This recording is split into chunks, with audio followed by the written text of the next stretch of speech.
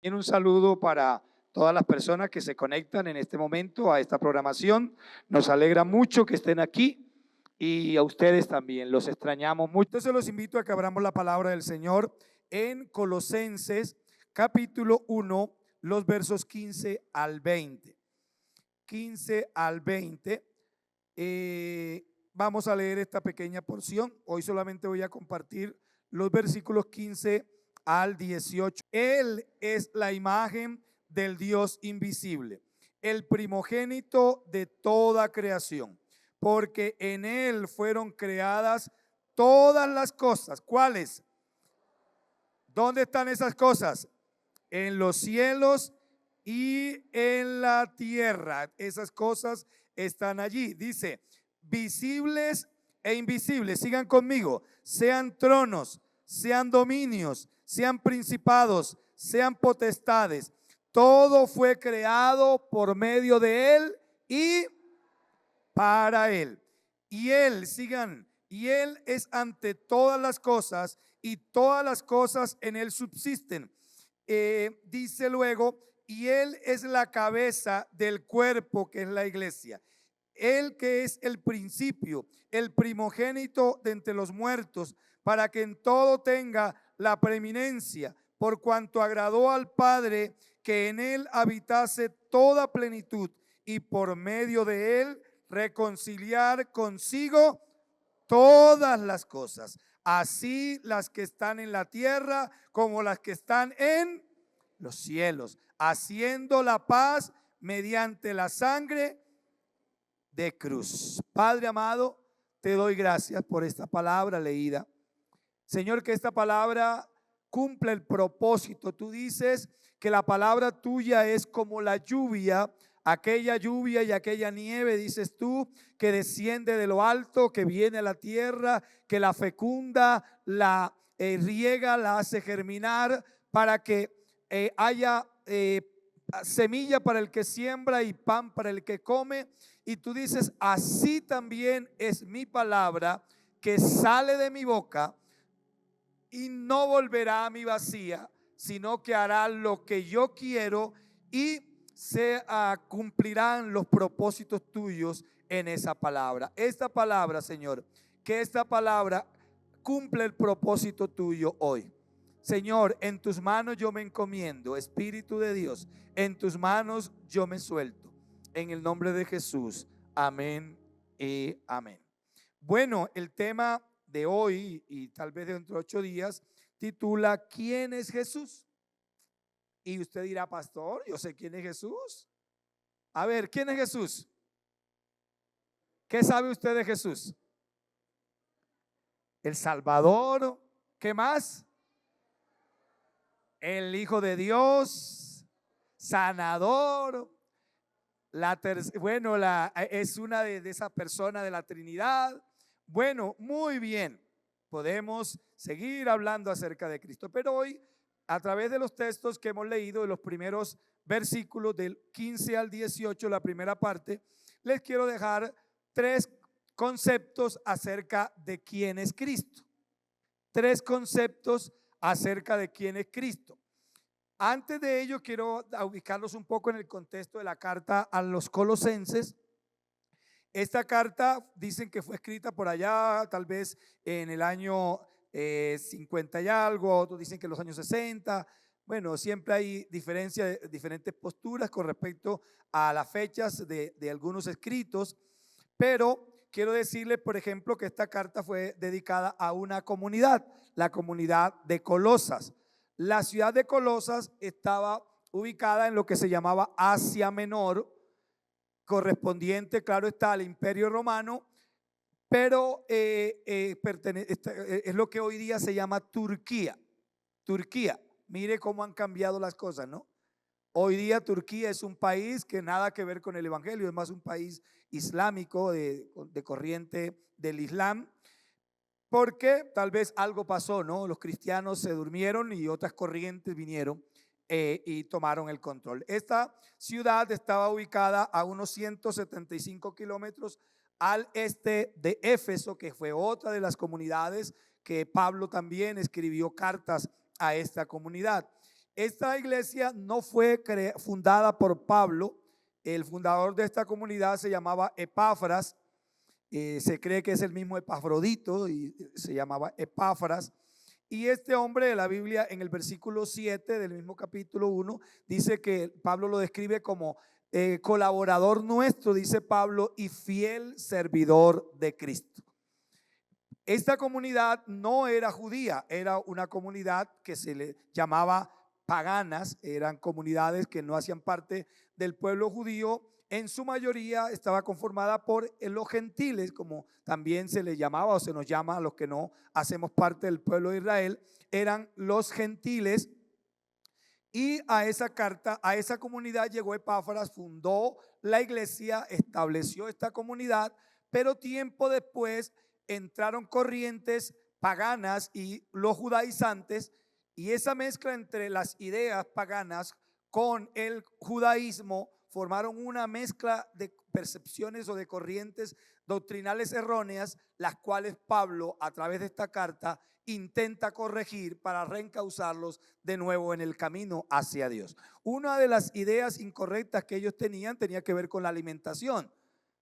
Pues estas cosas se deben comer, estas no se deben comer. Por eso Pablo dice, nadie a ustedes los señale por lo que comen o por lo que no comen. Cuando usted lee la carta en el capítulo 2, Pablo dice, nadie los señale acerca de lo que ustedes deben comer o no deben comer. Ustedes saben que eso venía del judaísmo, que decía que ciertas comidas no se debían consumir y de otras cosas sí en el Antiguo Testamento. Entonces Pablo dice, nadie los juzgue a ustedes por eso. También se había creado una corriente de pensamiento ya mezclada entre el judaísmo y el paganismo, donde ellos tenían creencias en los ángeles, en que se debían invocar los ángeles, en que se le debía pedir a los ángeles, algo que hoy también lo tenemos. Hay personas que tienen, bueno, eso no se da dentro del cristianismo, lo de las iglesias cristianas, pero sí hay personas que dicen creer en Dios, pero ellos invocan a los ángeles, piden a los ángeles, como también hay corrientes de pensamiento que le piden a los santos, que le piden al alma de mi abuelo, que a este, que al otro. Son corrientes que se metieron dentro de la religión tradicional y la gente lo ve como normal. No es que cuando ya murió mi mamá yo le voy a pedir al alma de mi mamá. Eso no es bíblico. Así también en aquella época entonces la gente le pedía a los ángeles, y Pablo a través de esta carta dice que habla que Cristo está por encima de los ángeles y por encima de estas corrientes de pensamiento.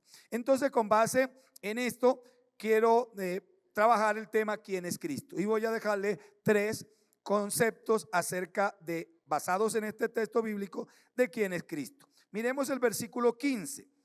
Ubíquese allí en el versículo 15, dice él, o sea, porque ese él se desglosa desde los versículos anteriores, donde Pablo había hablado de Cristo.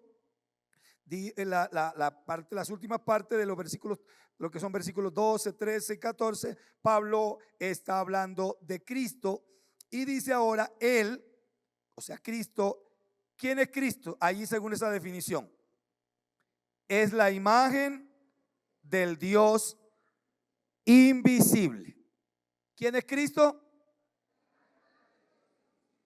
Bueno, apréndase, si no se lo sabía, esta nueva concepto, ¿no? Porque sabemos que Cristo es el Hijo de Dios, que Cristo es nuestro Salvador, que Cristo murió por nosotros. Bueno, ahora vamos a aprender este concepto. Cristo es la imagen del Dios invisible.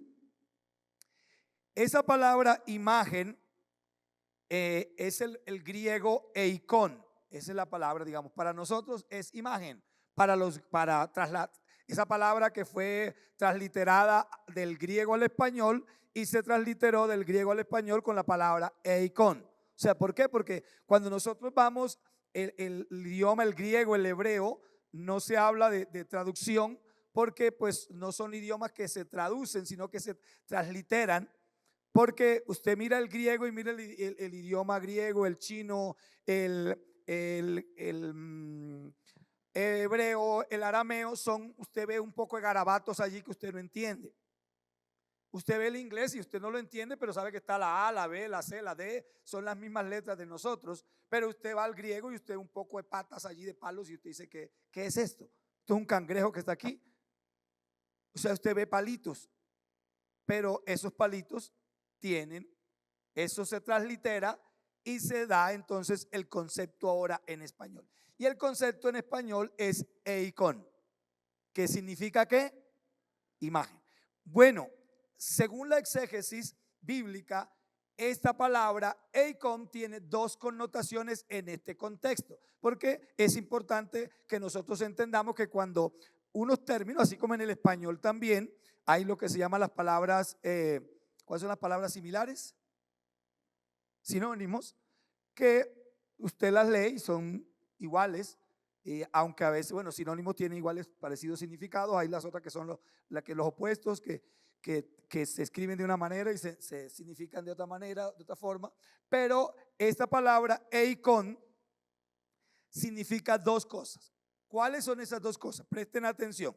La primera cosa que significa la palabra eikon es semejanza. O sea que cuando Pablo está escribiendo que Cristo es la imagen del Dios invisible, está diciendo eikon, está escribiendo eikon, entonces está diciendo que Cristo es la semejanza del Dios invisible. No está diciendo que es similar, está diciendo que es semejante. Semejante, como que, ¿cuál es la idea de esa palabra semejante? Es la idea de una imagen que está impregnada o impresa en una moneda. Recuerden, ustedes han leído en la Biblia cuando a Jesús a un día se le abordó y se le preguntó si se debía o no debía dar el tributo al César. Que si Jesús decía sí, entonces ellos decían que Jesús estaba favoreciendo el imperio. Si Jesús decía no, entonces ellos decían que Jesús estaba abusando de las normas del Estado que gobernaba en ese tiempo.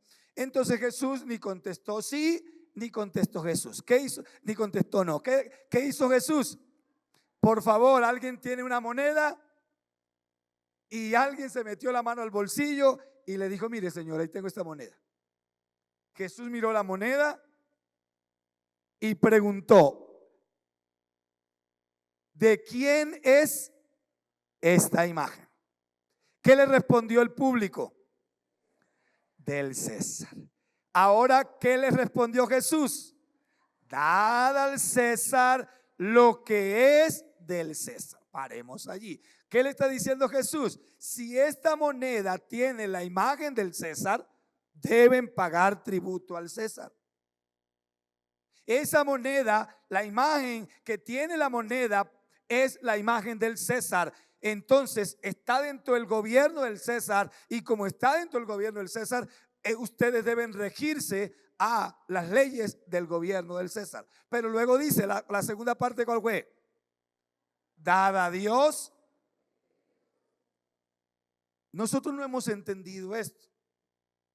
Lo que está diciéndole Jesús es, esa moneda tiene la imagen del César. Ustedes deben pagarle tributo al César. Pero ustedes tienen la imagen de Dios. Entonces ustedes son portadores de la imagen de Dios. Por tal razón, denle en sus vidas a Dios, porque sus vidas pertenecen a Dios. ¿Cuántos creen que la vida suya pertenece a Dios? Dale un aplauso al Señor. Tu vida pertenece a Dios. Jesús hoy te está diciendo, dale tu vida a Dios. Tú eres, ahora, ¿por qué? ¿Qué dice la Biblia? Que nosotros fuimos hechos ¿a qué? A imagen y semejanza. O sea que esta palabra imagen es eikon, que es semejanza. Semejanza. Entonces, pero también, entonces la primera similitud o la primera definición más bien de eikon es semejanza, y semejanza es la imagen de una impresa en una moneda. Le pertenece a ese gobierno, a ese sistema dominante, le pertenece esa imagen. Pero también la palabra semejanza tiene que ver con la imagen de alguien que se mira en un espejo. Cuando usted se ve en el espejo, ¿a quién ve? A usted, ¿cierto? Usted no ve un perro, usted no ve una vaca, usted no me ve a mí. Usted no se para en el espejo y dice, ay, qué bien está el pastor Bernardo, mira aquí está. No, usted se mira en el espejo y ve su imagen. Eso es lo que el texto bíblico está diciendo, que Cristo es la imagen, o sea, que la gente que conoció a Cristo físicamente, cuando veían a Cristo, la imagen de quién estaban viendo, de Dios. Pero hoy usted y yo no lo vemos, pero la palabra nos los muestra. Entonces, cuando usted lee a Cristo, cuando usted lee la palabra de Cristo, está leyendo la palabra de Dios. De Dios. Pero la segunda connotación de la palabra eikon, la palabra, bueno, ahí en Hebreos, yo quiero que miremos, Hebreos 1:13, dice así, el cual, en Hebreos 1 al 3, no 13 sino 3, 1 al 3, dice que en otros tiempos, dice el escritor de Hebreos, Dios habló a nuestros padres o a los hombres de la antigüedad por medio de los profetas. Pero ahora en estos tiempos Dios ha hablado por medio de su Hijo. ¿Por medio de quién nos habla Dios? De su Hijo. Y entonces dice la segunda, el versículo 3 de esa porción, dice lo siguiente: el cual, o sea, es Jesús, el cual siendo el resplandor de su gloria. A ver, ¿qué es un resplandor? Un reflejo de algo, ¿cierto? Por ejemplo, cuando usted vive en el campo y los carros vienen de lejos y hay una loma, usted ve el resplandor de la luz de ese carro. No está viendo el carro todavía, ve el resplandor de la luz. Y si usted está en la carretera esperando el carro, dice, allí viene el vehículo. Los que conocemos el campo, y a veces pasa el único carro por esa vereda, y usted dice, corre, y usted va de camino todavía y no ha llegado.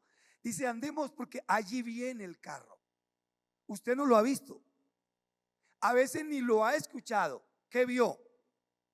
El resplandor de la luz del carro. ¿Recuerdan lo que llaman los espejos de agua, cierto? El agua pega en el sol pega en el agua y se refracta ya. ¿Por qué se producen incendios en este tiempo de verano? Porque el sol pega, por ejemplo, en un metal, y ese calor intenso del sol allí produce una chispa, una llama, y produce un incendio. Cristo, dice el escritor de Hebreos, que es el resplandor, dice, el cual siendo el resplandor de su gloria.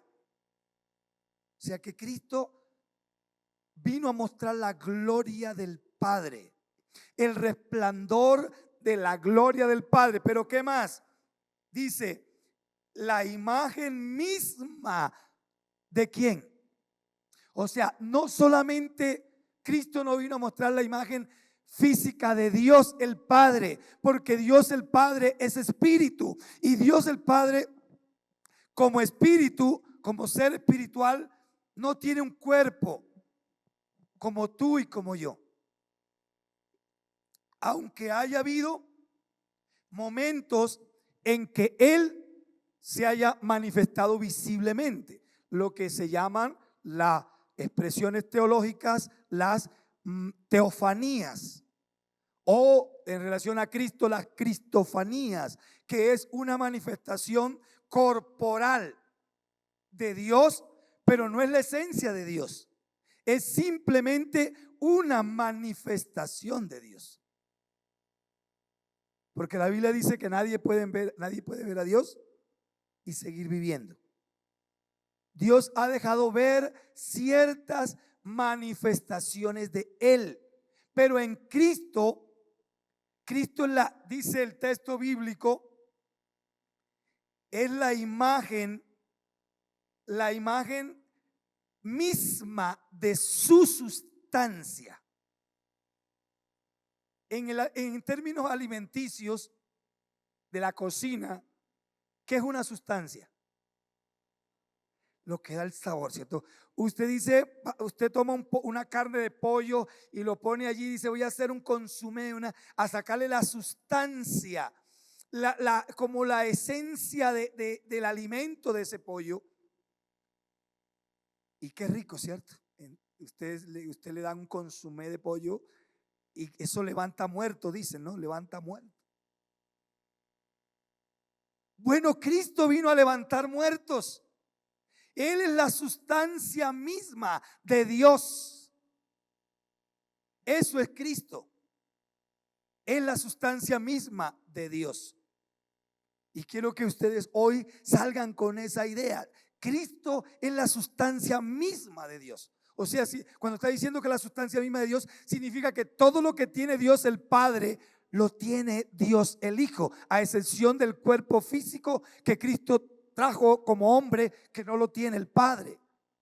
Ese cuerpo Cristo lo trajo simplemente para identificarse contigo y conmigo, para mostrarnos que nosotros en este cuerpo humano sí podemos vencer, porque todas las victorias de Cristo, ninguna de ellas las obtuvo como Dios. Porque si Cristo hubiera vencido como Dios, tú y yo podríamos argumentar y decir, pues, claro, Él venció porque es Dios. ¿Cómo venció Cristo? Como hombre. Agonías, tristezas, miedos, angustias, hambre, sed, todo eso lo vivió Cristo. Por eso tú y yo en Él somos como Él, más que vencedores. En su poder, en su palabra, en su autoridad, en su unción, somos más que vencedores. Porque escuchen, Cristo es la sustancia misma de la imagen de Dios, pero tú eres la imagen y la semejanza de Dios. Yo soy la imagen y la semejanza de Dios. La iglesia somos la imagen y la semejanza de Dios, un poco desdibujada por el pecado, un poco afectada por el pecado, pero para eso vino Cristo, para ayudarnos a restablecer aquello que se perdió por causa del pecado. Pero también la palabra eikon, esa expresión eikon, entonces lo primero que significa es semejanza. Lo segundo es manifestación. ¿Cuál es la segunda definición? Manifestación. ¿Qué significa manifestación? Que en el sentido, escuchen esto, en el sentido de que Dios se revela plenamente en Jesús. Nadie, escuchen esto, nadie ha manifestado al Padre como lo hizo su Hijo Jesucristo. Nadie. Los profetas hablaron de Dios. Los profetas declararon la palabra de Dios. Los sacerdotes declararon las revelaciones de Dios. Los hombres de Dios han declarado, pero Jesucristo reveló, manifestó quién es el Padre. De hecho, yo no recuerdo ahora, pero sí sé que Jesús es uno el que más habla de Dios como nuestro Padre. En el Antiguo Testamento, incluso los judíos no se atrevían a mencionar el nombre de Dios. Los judíos le ponían títulos, Adonai, que era el Señor. Pero a ellos les daba temor mencionar el nombre de Dios. Pero Cristo no solamente mencionó el nombre de Dios, Cristo dijo que Dios es nuestro Padre. Vosotros pues cuando oréis, decid así, Padre ¿qué? Cristo vino a presentar a Dios como mi Padre. Desafortunadamente, nosotros, la mayoría de nosotros no tenemos un buen ejemplo de nuestro Padre. La mayoría de nosotros tenemos la imagen de un verdugo que castigaba. Y pregunto a los que están aquí, algunos tal vez sí, otros no. ¿Tiene usted la imagen de su padre biológico? que la sentara en las piernas y le consintiera y le dijera que la ama, que lo ama? ¿Tiene usted la imagen de ese padre que cuando usted se equivocaba lo corregía con amor? La mayoría tenemos la imagen, y no estoy en contra de nuestros papás, los amo, pero la mayoría tenemos la imagen de un padre que cuando usted hacía el bien, pasaba por alto ese bien. No le reconocía el bien que usted hacía, pero cuando usted se equivocaba, ya estaba sonando la hebilla del pantalón. Y esa imagen de ese padre biológico castigador nos impide ver la imagen del Padre amoroso que Cristo vino a presentarnos. Nos impide ver al Cristo, al Dios eterno que Cristo vino a presentarnos, a un Dios de amor. De hecho, la imagen que tenemos de Dios es de un Dios castigador. De hecho, muchas veces amenazábamos a nuestros hijos cuando no les queríamos pegar con la idea: Dios te va a castigar. Si usted hace eso, Dios lo va a castigar. Y le infundimos temor y le enseñamos a nuestros hijos un padre, Dios verdugo, que también castiga. Más bien le enseñamos la imagen de un policía cósmico que tiene un garrote en la mano, que apenas se equivoca, tome. Y eso ha distorsionado la imagen de este Dios que vino Cristo a revelarnos, un Dios de amor. Ahora, claro, Él dice que la Biblia dice que Dios también es fuego consumidor, pero la Biblia nos muestra que en Cristo Jesús, Cristo vino para llevar las cargas de todos nosotros. Por tal razón, ninguno de nosotros por nuestros méritos podrá tener acceso al Padre, porque cuando el Padre ve a ti, te ve a ti y a mí, ¿a quién va a ver? A Cristo. Y si ve a Cristo, está viendo la imagen de Él, del mismo Padre, en ti y en mí. Por eso ninguno de nosotros califica en nuestros méritos, ninguno de nosotros califica en nuestros comportamientos y en nuestros actos. Siempre el Padre tendrá que vernos a la luz del Hijo. O sea que hoy, cuando tú te presentes a Dios, Dios verá al Hijo a través de ti. Dios verá en ti a su Hijo y verá en ti al Hijo que llevó los pecados tuyos y los pecados míos en la cruz del Calvario. Entonces, eikon, ese término que es imagen para nosotros, que significa semejanza, también significa manifestación.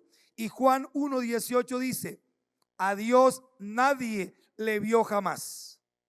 El unigénito Hijo que está en el seno del Padre, Él le ha dado a conocer. Nadie ha visto a Dios, pero el Hijo lo ha dado a conocer.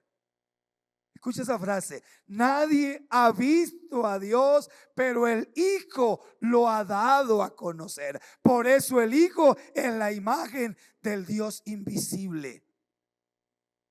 ¿Lo crees? Segunda descripción que Pablo da acerca de Cristo. La primera, ¿cuál es? ¿Quién es Cristo? La imagen del Dios invisible. ¿Quién más es Cristo? Ubícate conmigo en el versículo 15, la segunda parte.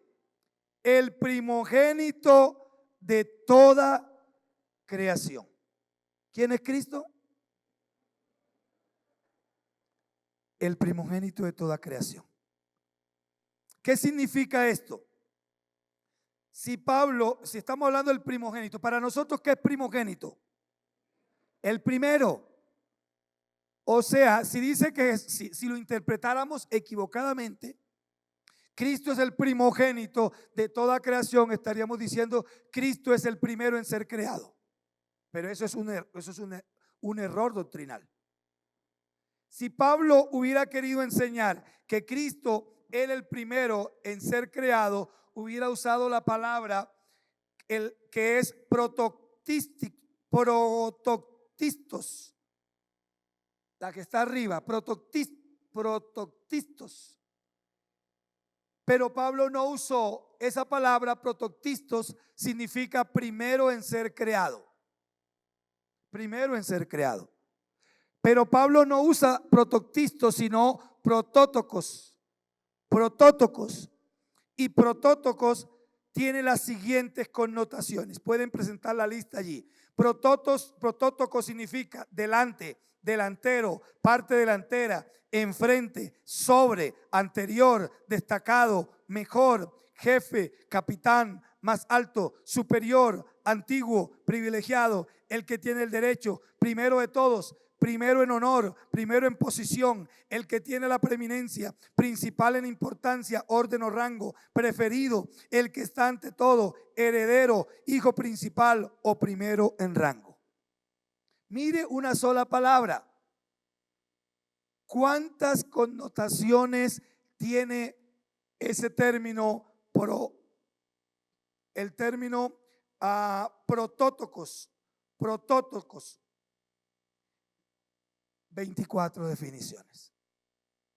De ellas dicen los exégetas que tendría las siguientes aplicaciones. Cuando Pablo dice que Jesús es dice que es el primogénito de toda creación, significa que Jesús es el primero en posición, el primero en posición sobre toda la creación. Escuche, ¿en quién ha creído usted? En Jesús. Según esta definición, ¿quién es Cristo?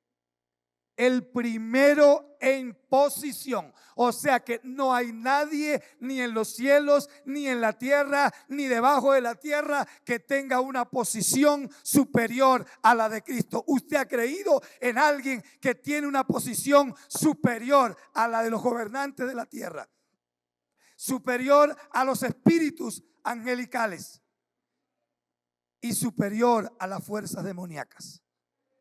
Así que si usted hoy siente un temor, si usted está enfrentando una angustia, si usted está enfrentando una preocupación, piense primero en quién ha creído usted. Dígale a ese problema: yo he creído en el que es primero en posición.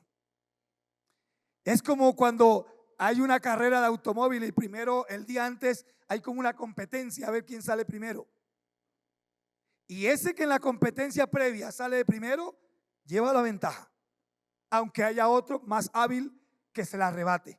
Pero ante Cristo no hay nadie más hábil que le pueda arrebatar la primera posición. Él es el primero en posición. Él es en que tú has creído. En Él yo he creído, en el que es primero en posición. Y al ser primero en posición, puede facultarnos la salud, puede darnos provisión, puede otorgarnos consuelo en medio de las necesidades y en medio del dolor, porque Él es primero en posición. ¿Qué más implica ese término el término protótocos en el original para nosotros? Entonces lo primero es primero en posición en relación a Cristo. Segundo, el soberano. ¿Quién es un soberano? Un gobernante, un rey.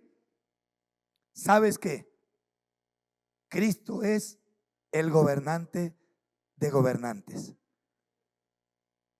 ¿A quién acude la gente cuando tiene una necesidad? A un gobernante.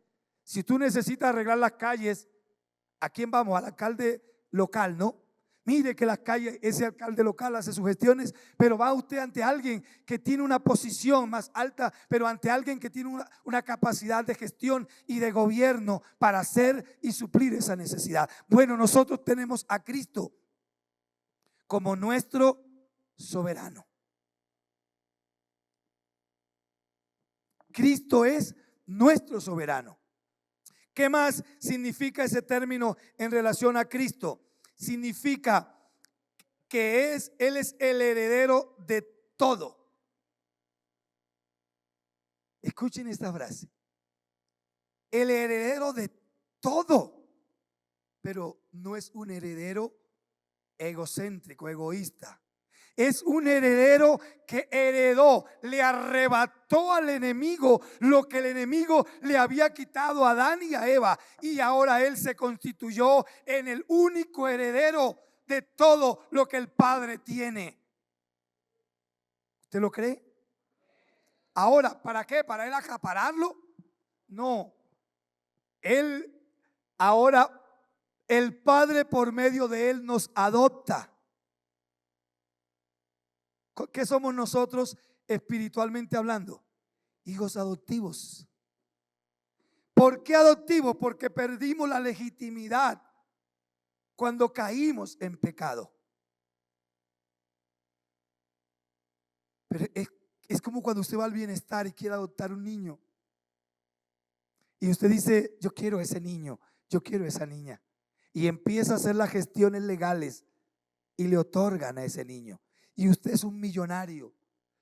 Usted es un adinerado que tiene una fortuna inmensa. ¿Quién hereda esa fortuna suya?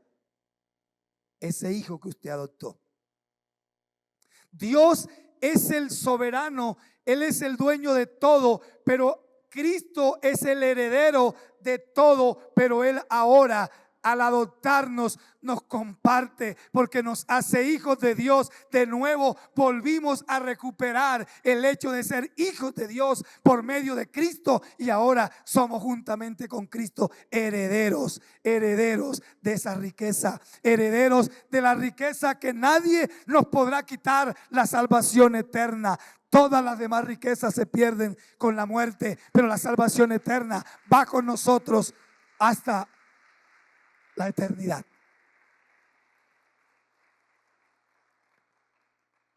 Tercera cosa, ya llevamos dos definiciones de quién es Cristo. ¿Quién es Cristo? ¿Y qué más? El primogénito. Pero en tercera y última, Cristo, versículo 18. ¿Qué dice el versículo? Bueno, pero yo quiero leer los versículos 16 y 17 que dicen así: porque en él, o sea, después que dice que él es el primero en la primicia, el primogénito de la creación, dice luego, versículo 16 y 17, porque en él fueron creadas, ¿qué? Todo fue creado en él, las que hay en los cielos y las que hay en la tierra, visibles e invisibles, sean tronos, sean dominios, sean principados, sean potestades. Todo fue creado por medio de él. Aquí está lo más hermoso. Todo, tú fuiste creado, yo fui creado por medio de él.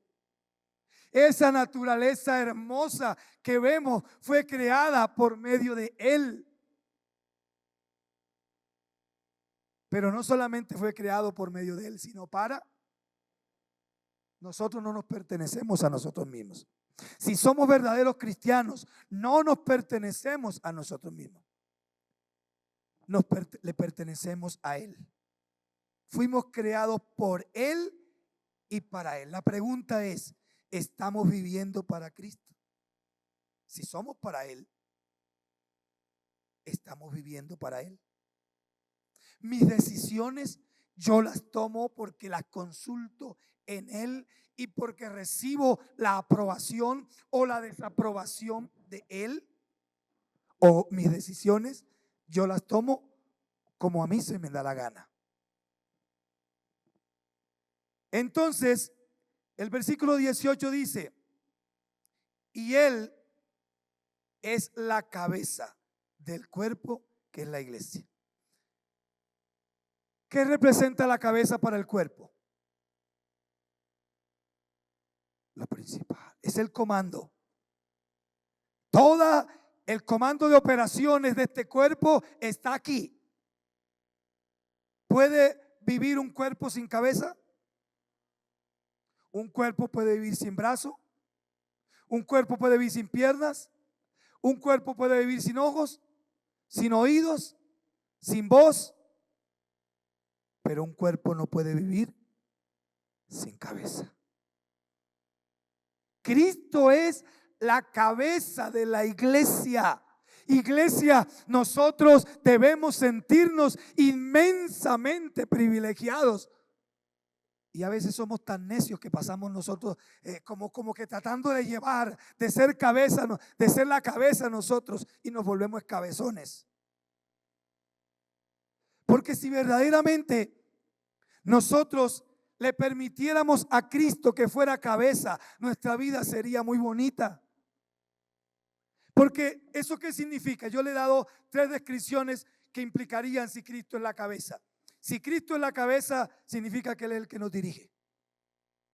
Si Cristo es la cabeza, significa que la iglesia, la vida mía no depende de mí, la vida mía depende de Él, porque Él es la cabeza. Si Cristo es la cabeza, significa que los recursos que yo necesito están en Él. Y no viviría una vida tan estresada, no viviría una vida tan afanosa, no viviría una vida tan angustiada, porque el problema está en que nosotros vivimos una vida angustiada porque quizás no hemos entendido estos principios. Quiero que coloquen una cancioncita ahí de fondo. Pero Cristo es la cabeza de la iglesia, pero también Cristo es la cabeza de todo principado y poderes demoníacos y angelicales. Dice Colosenses 2:10, vosotros estáis completos en Él. ¿Cómo estamos en Cristo? Yo te pregunto, ¿qué te falta hoy? Tal vez dice, me falta empleo, no tengo gozo, no tengo paz, tengo mucha angustia, estoy preocupado por mi salud, no tengo salud. Pero ¿qué me dice la palabra? Yo estoy completo en Él. Ahora, el problema está en creer esta palabra e interiorizarla y vivir de acuerdo a ella. Pero estoy seguro que si vivimos de acuerdo a ella, nuestra vida va a ser diferente. Quiero pedirle favor que se coloquen de pie. Estamos completos, iglesia. Yo quiero que cierren los ojos y empiecen a adorar a Dios. 3 cosas te he dicho hoy acerca de Cristo. Vamos a repasarla. ¿Qué es lo primero que has aprendido de Cristo hoy? ¿Quién es Cristo? La imagen visible del Dios invisible. ¿Quién más es Cristo? El primogénito de toda creación. ¿Quién más es Cristo? La cabeza de la iglesia y de principados y poderes. Si Cristo es la cabeza de la iglesia, si Cristo es la cabeza de principados y potestades, ¿qué nos puede hacer falta? Por eso estamos completos en Él. Adora al Señor por un momento. Señor, aquí estamos en esta hora. Amado amigo, hermano que estás allí mirándome a través de este medio de la virtualidad. Hoy la palabra de Dios te revela a Cristo. ¿Quién es Cristo? Tal vez para ti Cristo era la imagen que tenías colgada allí en la pared. Tal vez para ti Cristo es el Cristo caído. Tal vez la imagen que tienes de Cristo es el Cristo del sufrimiento. Pero hoy la palabra de Dios te dice que Cristo es la imagen visible del Dios invisible. Cristo vino a revelarnos un Dios inconocible. Era imposible conocer a Dios, pero tú, amado Cristo, viniste a revelarme. Y no me revelaste a un Dios castigador, aunque Él dice que si no nos arrepentimos, un día tendremos que vernos las caras con el supremo juez del universo. Pero nos presentó a un Dios de amor, a un Dios con el cual podemos dialogar, un Dios que puedo pedirle perdón cuando me equivoco. Cristo me presentó a un Padre que me abraza, que me acoge, un Dios que me mira, un Dios que me levanta cuando caigo, un Dios que me sostiene cuando resbalo, un Dios que está conmigo cuando tengo dudas, a un Dios que no le ofende la duda sincera. Un Dios que le agrada escuchar a un hijo sinceramente decirle: Padre, me enseñaron esto, me cuesta creerlo, pero vengo a buscar tu rostro para que me aclares. A un Dios que no se enoja cuando siento miedo. A un Dios presente en mí. Cristo es Emmanuel, Dios con nosotros. Dios va contigo. Dios está contigo. Él es Emmanuel. Adórale a Él esta mañana. Adora a Él, al Padre, al Hijo, al Espíritu Santo. Amigo, Dios te ama. Él es Emmanuel. Él te vino a revelar el Dios invisible. Él es el primogénito de toda creación. Él es la cabeza de toda comunidad. Gracias. Gracias. Él te ama en gran manera. Él te ama en gran manera. Busca una comunidad. Busca una iglesia donde congregarte. Si deseas venir aquí te recibimos con los brazos abiertos. Pero si te queda distante, busca una comunidad donde te puedas congregar. Dios te bendiga.